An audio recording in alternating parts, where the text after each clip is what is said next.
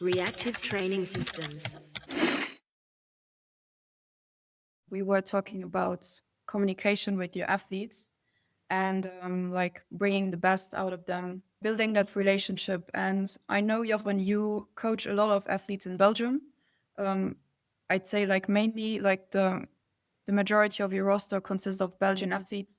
Um, do you notice like a difference in the like way you communicate or can build relationships with your Belgian athletes versus with international athletes? Well, I mean, it's like a bit more personal with the local athletes because usually you've talked to them before at like competition or wherever, or you see them more frequently in the gym or at competitions, let's say. So it's slightly more personal, but when someone like inquires internationally, I still want to keep like this sort of like close friendliness with them as well because I mean that's how I like to work with my athletes. I kind of want to be like close to them. I want them to be able to confide in me. You won't confide in someone who you don't trust or who you're not kind of friendly with. Like it's gonna be harder to communicate honestly about things happening in your life, and we all know that's very relevant to training as well. Um, but I just set like the same expectations for everyone. Like I want to hear you at least as many times as you train a week. Make sure you send me videos during training or after training, doesn't really matter. And I'll get back to you within like 24 hours. Maybe most of the time, like it's faster than that because I have like these dedicated times a day where I'll sit down and I answer messages. Um, but sometimes I feel like that it's harder to get this like friendly relationship with an international athlete, not because of the distance, but because of it feels um like a little more professional. Like the relationship generally feels a little more professional because they inquire to someone they only know from like Instagram, probably haven't talked to them in real life before. But I try to kind of circumvent that by like hopping on calls with them a little more frequently just to make sure um, we we can just like crack a few jokes, like talk about training, crack a few jokes, and just kind of try to let them know that I'm a real person. Like I'm not here to like I'm like this stiff stiff guy that's like, yes, good lift, move on, good session.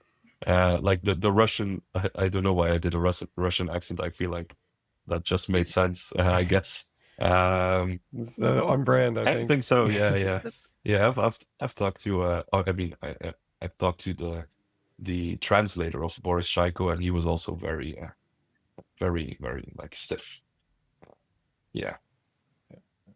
Yeah, but that was actually a good point because you mentioned you give every athlete the same opportunity. Like they have the same access to you. Of course, like the international ones, they or the ones that don't train in your gym or don't see you at competitions, they don't see you in real life. But everyone has kind of the same access to us, and then it depends on like why do they hire you?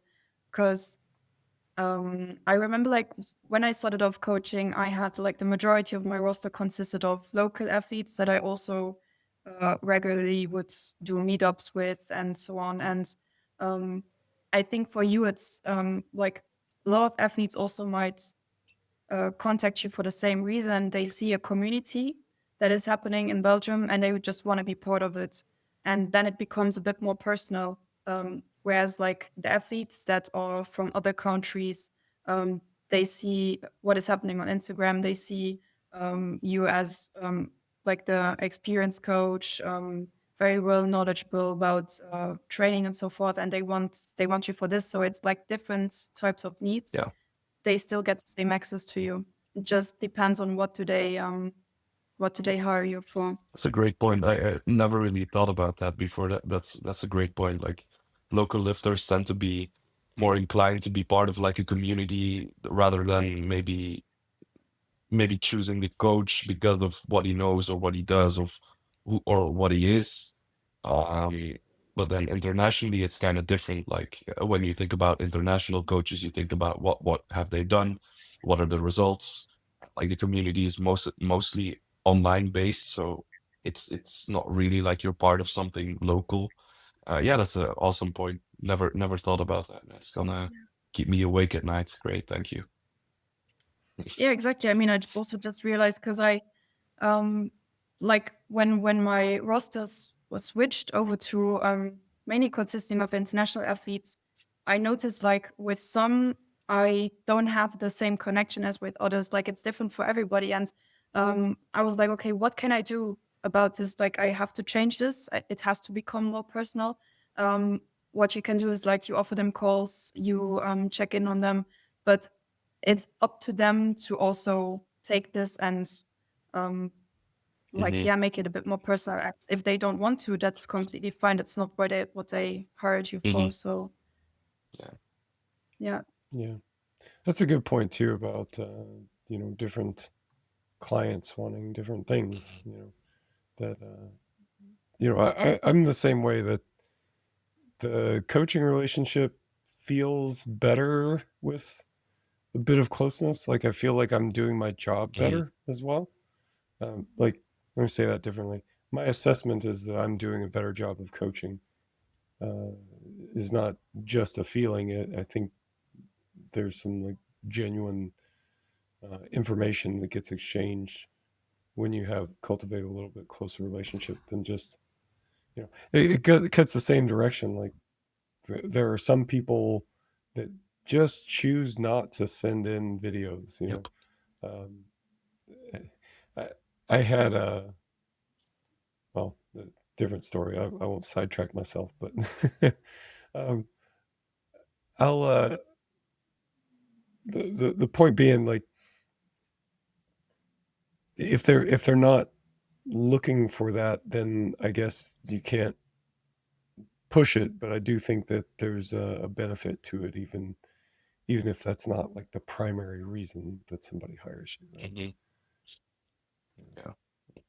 I feel like for you, Mike, probably I don't think people hire you to become your friend, I guess. Like people hire you because of what you've done and what you did before and the results you've Yeah, had with other people, your knowledge. yeah, and I mean that's absolutely a good thing. It is. Uh, it is interesting though. Like some people are still in the way of just tell me what to do, and then other people not so much.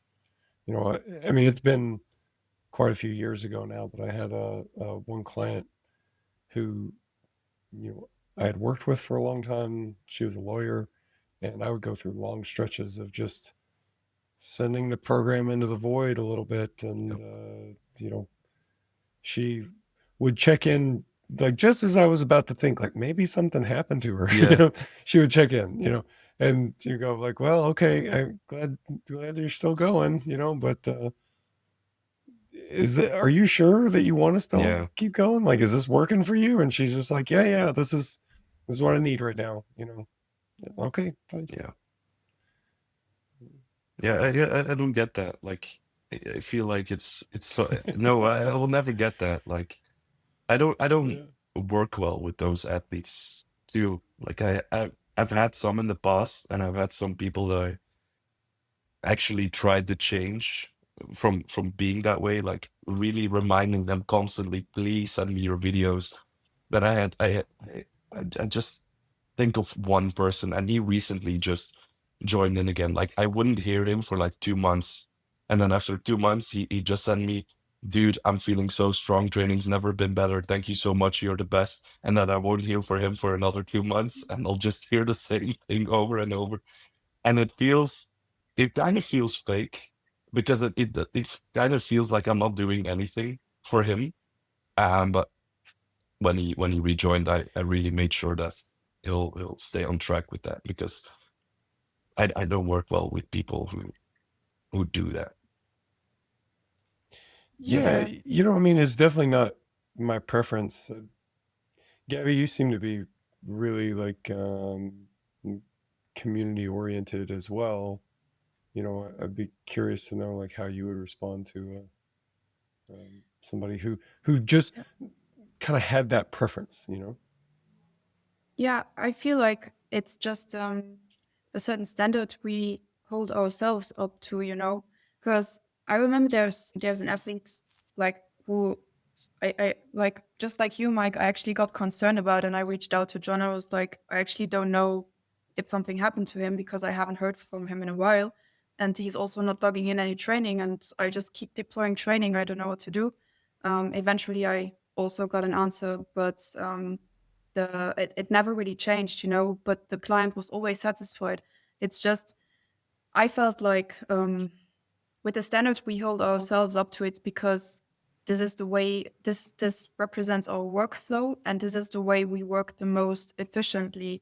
Because if we are not as close to an athlete, I mean, it doesn't have to be like a friend, but if there is some information missing, it is information that is important for us to know, to like learn more about the athletes, and not just for the current block to make adjustments, but also to keep things in mind for the future. Like, this is the way how we can move forward. And yeah, if then an athlete is just like, okay, your training is going well at the moment and everything is good, you're doing a good job, then okay. But at a certain point, training is not going well anymore, and then we just get a message like, yeah, everything moved bad today, and we're being left in the dark. So yeah, it's just we as coaches, we want to be close to an athlete, and we expect a certain type of engagement because we are engaged in the process as well, and we just want to know a certain type of information that can help us help them.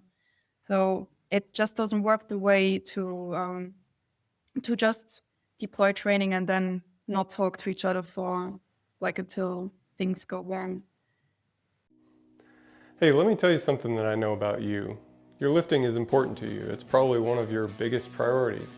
And for people like us, nothing compares to the feeling that you get when you set a new PR.